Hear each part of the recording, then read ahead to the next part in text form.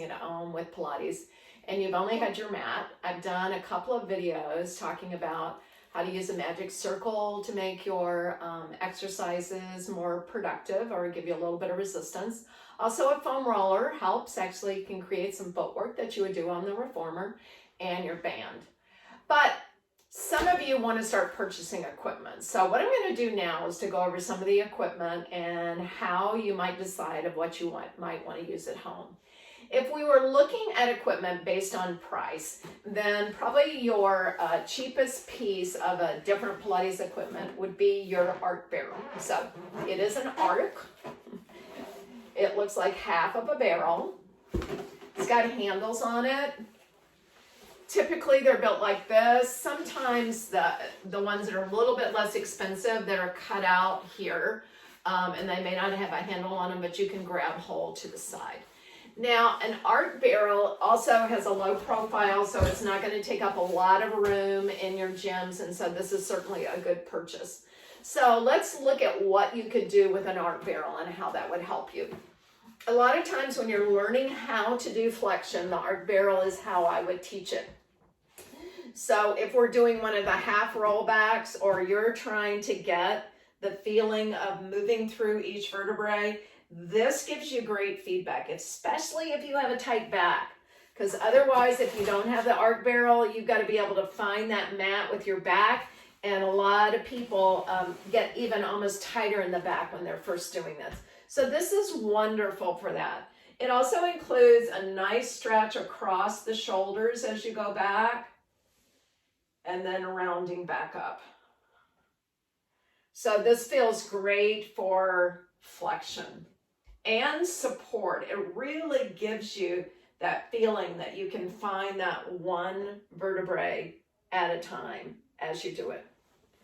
Side bending too, and this is actually called a breathing exercise, but the barrel, when you get the correct size, and I'm going to recommend for most people, I'm 5'4", somebody that I work with, 5'8", just bought one too. A 6-inch barrel is usually going to be what you're going to end up with. An 8-inch is definitely too high for most people, and the 4-inch barrel is too low for a lot of people. So most of the time you're going to find a 6 or 7-inch barrel that is the height here that is sold, and that's going to work for about 90% of the people. Okay. Your side bend flexion, again, this is one of those things that just feels awesome. So it supports the rib cage here. You get that long, wonderful stretch through here as you go over. We also take this into flexion. So now the barrel is teaching my whole back to round in that kind of position that we want for flexion. And then it can also teach extension. When I come forward, then I'm going to roll across the barrel to open the chest. And then back to the side position. Goodness, I could just stay there forever. It's interesting that it helps a lot of people when they're doing bridge also. So it allows people to move a little bit easier when their feet are up on the barrel for bridge. So rolling through the spine to lift up. People especially that get cramps in their hamstrings when they're learning to use their glutes better, this actually helps. You wouldn't think it would.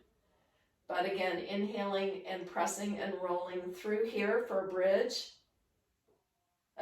Another way that you can do bridge on the barrel is to check the levelness of your pelvis before we do the leg pull.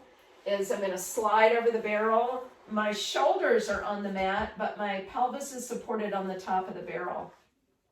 So I can start to lift a leg up and get the feedback that my pelvis is staying level and that my glutes are working.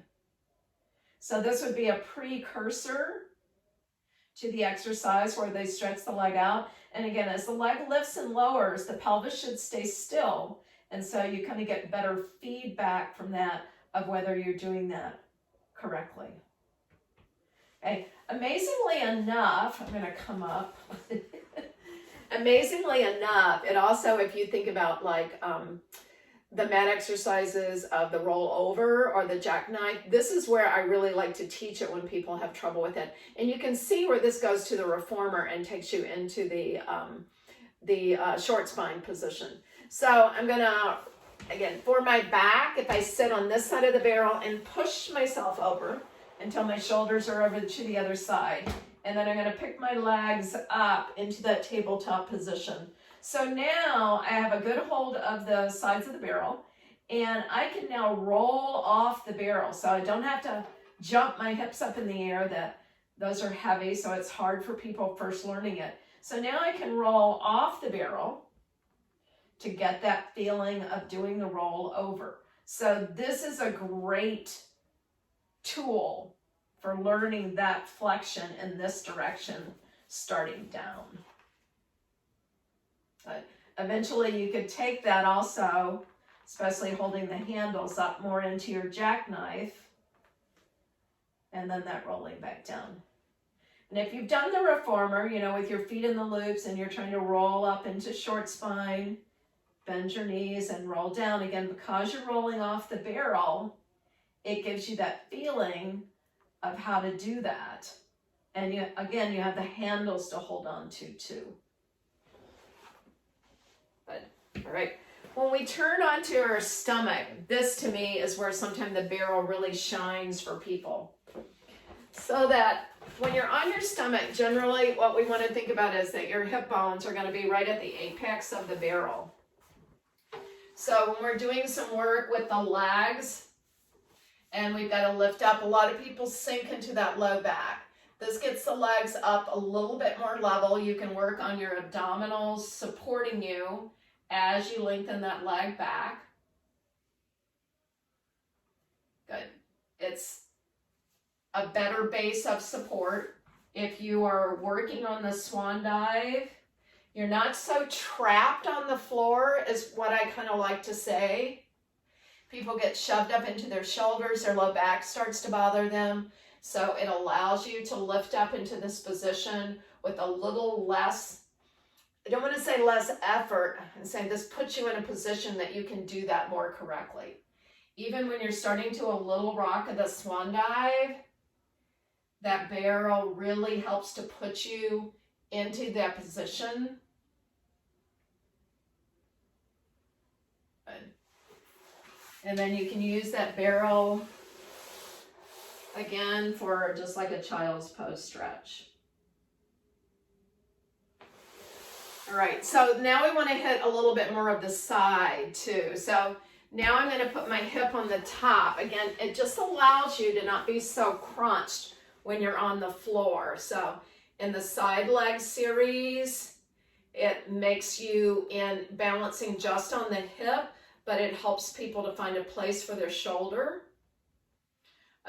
Can also think about, we do this on the ladder barrel so that the lower body is still, you're shortening that upper body, working into those oblique muscles. Again, doing scissoring motion or swinging the leg forward and back. Since both legs are up, you have more clearance to do this exercise. Sometimes it feels kind of draggy when you're on the floor.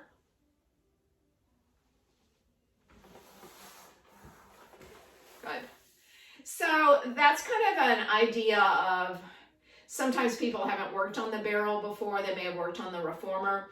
But again, if you're starting to build like a home Pilates studio, a lot of the Pilates equipment costs a lot of money. I understand that. So you might want to find one that's kind of perfect for you. So some of my clients have started by purchasing the art barrel. You definitely can put it in a closet. You can put it underneath your bed. You can sit on it. It again is going to run, I'm going to say around $200 to $350. I am going to suggest Balanced Body or Stott. You can also get them in different colors.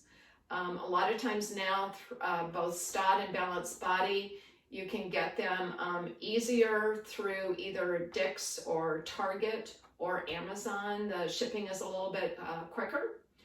And I think that you will really enhance your workout with a barrel. This is Kerry Petty Remember, life's a journey. We sure know that now, and I want you to exercise through it. If you have any questions, make sure you fill a comment out on my YouTube, and I will get back with you. Thanks so much.